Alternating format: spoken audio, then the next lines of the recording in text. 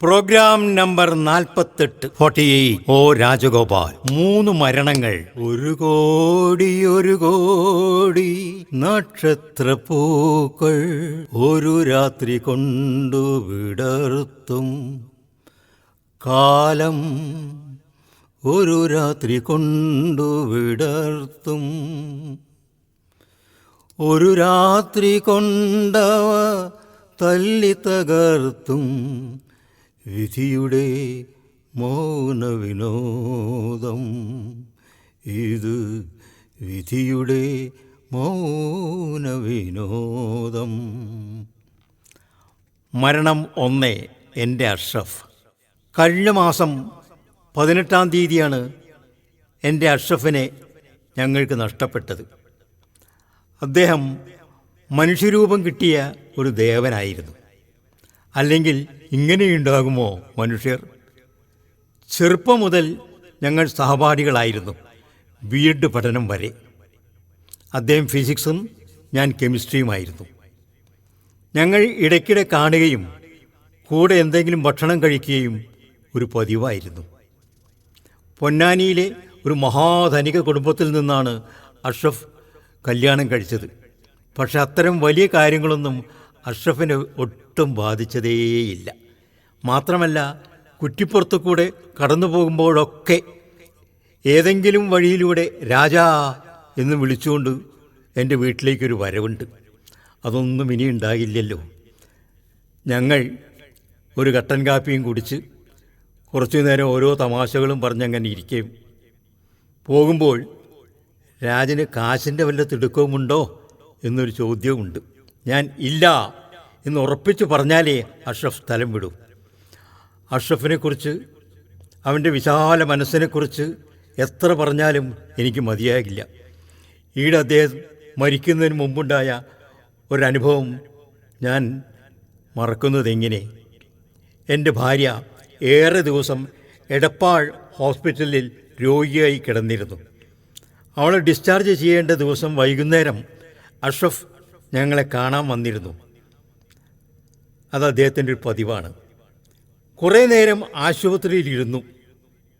അന്ന് വൈകുന്നേരം ഞാൻ ബില്ലടയ്ക്കാൻ കൗണ്ടറിൽ ചെന്നപ്പോൾ ആ കൗണ്ടറിലിരുന്ന ആൾ പറഞ്ഞു, നിങ്ങളുടെ ബിൽ കുറച്ചു മുമ്പേ ഒരാൾ അടച്ചുപോയി, കുറച്ച് പണം ബാലൻസായി, ഇതാ ബാക്കി അങ്ങോട്ട് തരാനുണ്ട് എന്ന് പറഞ്ഞു.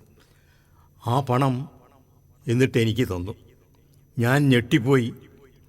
ആ ബാക്കി പണം വാങ്ങി ഞാൻ ഒരു ഓട്ടോറിക്ഷ പിടിച്ച് ഉടനെ അഷ്റഫിൻ്റെ വീട്ടിൽ കൊണ്ടുപോയി കൊടുത്തു. അങ്ങനെ എത്ര കഥകൾ പറഞ്ഞാൽ തീരില്ല.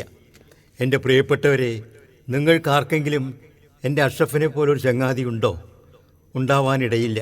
കാരണം അഷ്റഫിന് തുല്യം അഷ്റഫ് മാത്രമാണല്ലോ. കഴിഞ്ഞ ദിവസം അഷ്റഫിൻ്റെ ഭാര്യ ആയിഷയും മകൻ ഡോക്ടർ ആഷിഖും എൻ്റെ വീട്ടിൽ വന്നിരുന്നു. എൻ്റെ അഷ്റഫ് ഇനി അവരുടെ കൂടെ ഒരിക്കലും വരില്ലല്ലോ. മരണം 2. ദൈവശിഖാമണി. ഇക്കഴിഞ്ഞ ദിവസങ്ങളിലേതോ പത്രത്തിലെ 9-ാമത്തെ പേജിലാണ് ദൈവശിഖാമണി എന്ന ദൈവശിഖാമണിയുടെ മരണവാർത്തയുണ്ടായിരുന്നത്. കൂടെ സിംഹം പോലെ ഉണ്ടായിരുന്ന എൻ്റെ പ്രിയ ചങ്ങാതിയുടെ ക്ഷീണിത മുഖമുള്ള ഒരു ചെറിയ ചിത്രവും ഉണ്ടായിരുന്നു. 1968-69 കോഴിക്കോട് ഗവൺമെൻറ് കോളേജിലെ ബി.എഡ് ട്രെയിനിങ് ബാച്ചിൽ പെട്ടവരായിരുന്നു ഞങ്ങൾ. മാനാഞ്ചിറ ടൗൺ ഹാളിനടുത്തുള്ള ട്രെയിനിങ് കോളേജിൽ ഞാൻ ചേർന്നതിന് പിറ്റേ ദിവസമാണ് മണി ചേർന്നത്. എൻ്റെ നമ്പർ 63 മണിയുടേത് 75. കോളേജിൽ അറ്റൻഡൻസ് രജിസ്റ്ററിലെ നമ്പറും അതേപോലെ തന്നെയാണ്. ഗവൺമെൻറ് കോളേജുകളിൽ അതാണ് പതിവ്.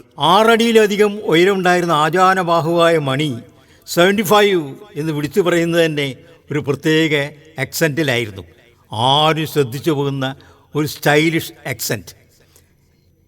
ഇത് മാത്രമല്ല, മണിയുടെ എല്ലാ കാര്യങ്ങളും അങ്ങനെ തന്നെയായിരുന്നു.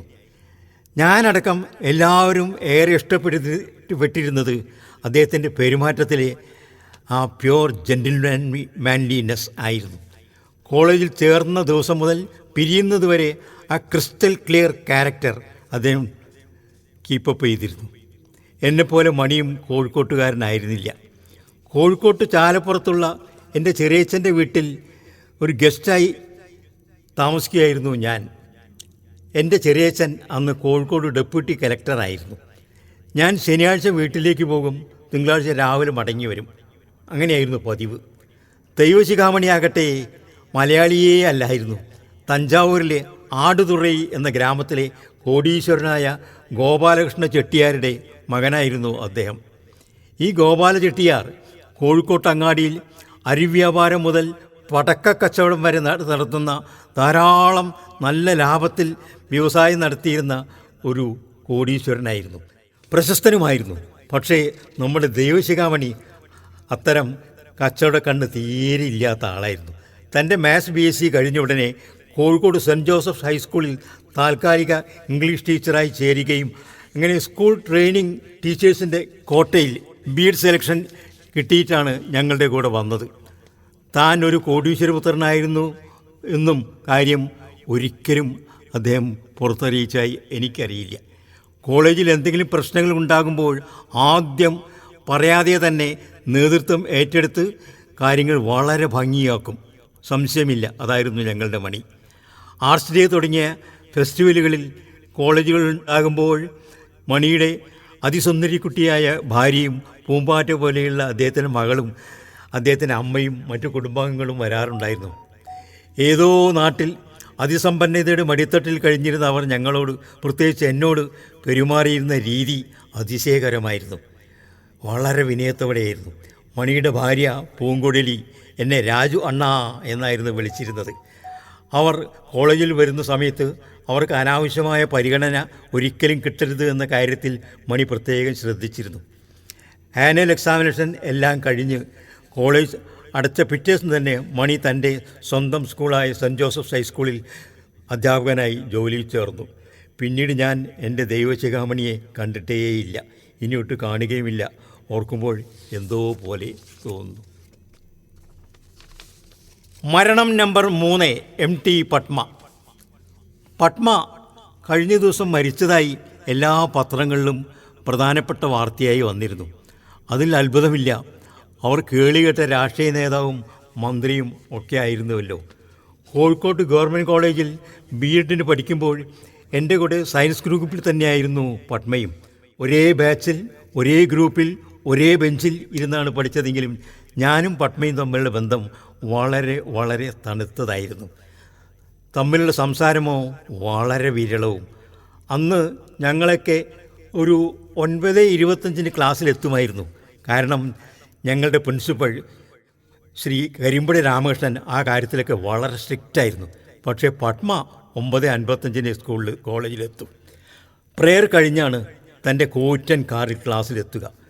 ആ ഒരു വർഷത്തിൽ ഞാനും പത്മജിയും തമ്മിൽ ആകെ സംസാരിച്ച് ഒരുപക്ഷെ 1 മണിക്കൂർ തികച്ചുണ്ടാവില്ല എനിക്ക് തോന്നുന്നു. ഒരിക്കൽ ട്രെയിനിങ് കോളേജിനെ പ്രതിനിധീകരിച്ച് ഓൾ ഇന്ത്യ റേഡിയോ ഒരു മത്സരം നടത്തിയപ്പോൾ ആ മത്സരത്തിൽ കോളേജിൻ്റെ പ്രതിനിധീകരിച്ച് ഞാനാണ് പോയത്. അന്നത്തെ AIR ഡയറക്ടർ സുശീല ചന്ദ്രശേഖരൻ എന്ന ഒരു സ്ത്രീയായിരുന്നു. ക്വിസ് മത്സരം നടക്കുന്നതിന് മുമ്പ് ഡയറക്ടർ മുന്നിൽ വന്ന് ക്വിസ് നടത്തുന്ന സാഹിത്യകാരൻ ഉറുവിനോടും കവി NN കക്കാടിനോടും എന്തൊക്കെയോ സംസാരിച്ചു. മടങ്ങിപ്പോകുമ്പോൾ ഗവൺമെൻറ് ട്രെയിനിങ് കോളേജിൽ നിന്ന് ആരെങ്കിലും വന്നിട്ടുണ്ടോ എന്ന് അന്വേഷിച്ചു. ഞാൻ കൈവക്കി. അപ്പോൾ എൻ്റെ അടുത്തേക്ക് വന്ന് MT പത്മയെ അറിയുമോ എന്ന് അന്വേഷിച്ചു. അപ്പോൾ ഞാൻ പറഞ്ഞു, പിന്നെ അറിയാതെയോ, പത്മ എൻ്റെ സയൻസ് ബാച്ചിൽ തന്നെയാണല്ലോ, ഞങ്ങൾ അടുത്തടുത്താണ് ഇരിക്കുന്നതും. അപ്പോഴവർ പറഞ്ഞു, പത്മ എൻ്റെ അനിയത്തിയാണ്.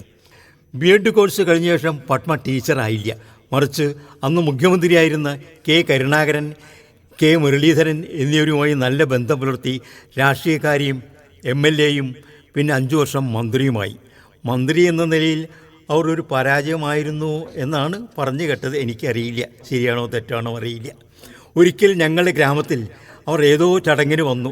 ഞാൻ അതിലെ പോകവേ അവരെ കണ്ട് ചിരിക്കുവാനും സംസാരിക്കുവാനും ശ്രമിച്ചു. പക്ഷേ കഷ്ടമെന്ന് പറയട്ടെ, അവർ എന്നെ കണ്ട ഭാവമോ പരിചയമോ ഒന്നും നടിച്ചില്ല. ഞാൻ ബ്ലീച്ചായത് ആളുകൾ കാണുന്നതിന് മുമ്പ് സ്ഥലം വിട്ടു. എൻ്റെ സഹപാഠികളും റൂമിൽ ഒന്നിച്ചു താമസിച്ചവരും പലരും മന്ത്രിമാരായിട്ടുണ്ട്. കേന്ദ്രത്തിൽ ആദ്യം കൃഷിമന്ത്രിയും പിന്നീട് കേന്ദ്ര ആഭ്യന്തരമന്ത്രിയുമായ മുല്ലപ്പള്ളി രാമേന്ദ്രൻ എൻ്റെ റൂമിലായിരുന്നു, ഞങ്ങൾ ഒന്നിച്ചായിരുന്നു താമസിച്ചിരുന്നത്. Shri A Sujanapal, N soapy, Shri Abdurabb, Shri കുട്ടി അഹമ്മദ് കുട്ടി എന്നിവരും ഞങ്ങളുടെ കൂടെ പഠിച്ചവരായിരുന്നു. അവരാരും മന്ത്രിമാരാകുന്നതിന് മുമ്പും അതിനുശേഷവും എന്നെ രാജാ എന്നല്ലാതെ രാജഗോപാലൻ എന്ന് വിളിച്ചിട്ടില്ല. എൻ്റെ വ്യക്തിപരമായ ഏതെങ്കിലും കാര്യത്തിന് വേണ്ടി ഞാൻ അവരെ സമീപിച്ചിട്ടുമില്ല. ഇതിൽ വ്യക്തിപരമായി ശ്രീ എ സുജനപാലിനെ പറ്റി പ്രത്യേകം പറയാതെ വയ്യ. കോഴിക്കോട്ടെ പഴയകാലത്തെ ഏറ്റവും പ്രശസ്തവും സമ്പന്നവുമായ തറവാടായിരുന്നു അയ്യത്താൻ കണ്ടി എന്ന സുജനപാലിൻ്റെ കുടുംബം. കോഴിക്കോട്ടെ ആദ്യത്തെ ക്വാളിഫൈഡ് മെഡിക്കൽ ഓഫീസർ അദ്ദേഹത്തിൻ്റെ മുത്തശ്ശനായ ക്യാപ്റ്റൻ എ ബി ദാസ് ആയിരുന്നു.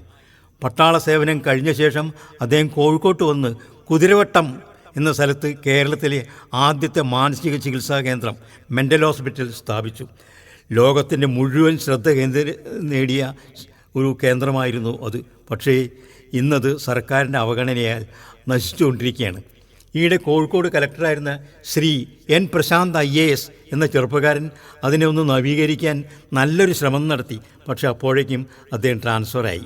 തിരുവനന്തപുരത്തിനടുത്ത് ഊളംപാറ എന്ന സ്ഥലത്ത് ഒരു മെൻ്റൽ ഹോസ്പിറ്റൽ ഉണ്ട്. അവിടുത്തെ കാര്യങ്ങൾ പറയാതിരിക്കുകയാണ് ഭേദം. സുനിൽ എന്ന സാഹസികനായൊരു പത്രപ്രവർത്തകൻ ഒരു പത്രത്തിൽ 4 ദിവസം നീണ്ടുനിന്ന ഒരു ഫീച്ചർ പ്രസിദ്ധീകരിച്ചതായി ഓർക്കുന്നു. അവിടുത്തെ രോഗികളായ അന്തേവാസിനികൾ, പ്രത്യേകിച്ച് സ്ത്രീകൾ, പരിപൂർണ നഗ്നരായി സ്വന്തം മൂത്രത്തിൽ കിടക്കുകയും അതുതന്നെ കുടിക്കുകയും മറ്റും ചെയ്തിരുന്ന് അറയ്ക്കുന്ന കാര്യങ്ങൾ പുറത്തു വന്നതിന് ശേഷമാണ് ആദരണീയായ കവയിത്രി സുഗതകുമാരി അഭയം എന്ന രക്ഷാകേന്ദ്രം തുറന്ന് സ്ത്രീകൾക്ക് ഒരു രക്ഷാകേന്ദ്രമായത്. എൻ്റെ അഷ്റഫും ദേവശിഖാമണിയും പത്മയും ഇനി ഒരിക്കലും തിരിച്ചു വരാത്ത ലോകത്തിലേക്ക് പോയിരിക്കുന്നു. ജീവിതത്തിൻ്റെ അനന്തമായ ഒഴുക്കിൽ എൻ്റെ പ്രിയപ്പെട്ടവരെ, നമുക്കെന്തൊക്കെ നഷ്ടപ്പെടുന്നു, അവസാനം ജീവിതവും.